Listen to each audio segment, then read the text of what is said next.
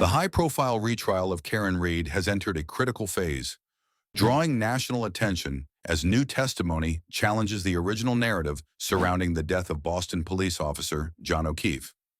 Karen Read stands accused of second-degree murder, manslaughter, and leaving the scene of an accident, allegedly after striking O'Keefe with her SUV and leaving him to die in the snow outside the home of another officer.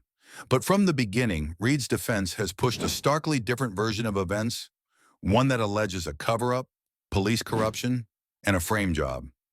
Yesterday's proceedings at Norfolk Superior Court were temporarily delayed as Judge Beverly Cannon addressed an undisclosed issue involving the jury. Each juror was interviewed privately, and while no one was dismissed, the unexpected delay raised eyebrows. The courtroom tension was palpable as speculation spread, though proceedings resumed after a 90-minute pause. The most significant update came through forensic testimony. Christina Hanley, a forensic scientist, confirmed that red plastic fragments found on O'Keefe's clothing were consistent with a broken taillight from Read's Lexus SUV. However, she also admitted that several glass shards recovered near the scene did not match the glassware from inside the house.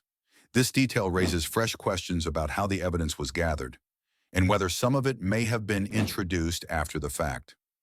Adding to the complexity, Dr. Aizik Wolf, a neurosurgeon, took the stand to challenge the prosecution's version of the injuries.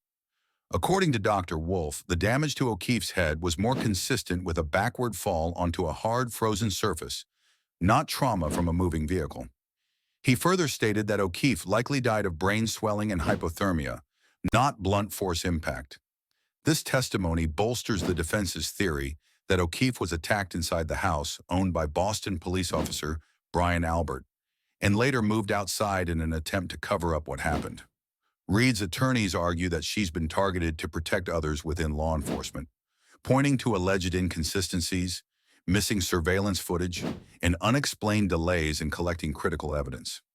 As public interest intensifies, the case has evolved from a local tragedy into a national debate about institutional accountability.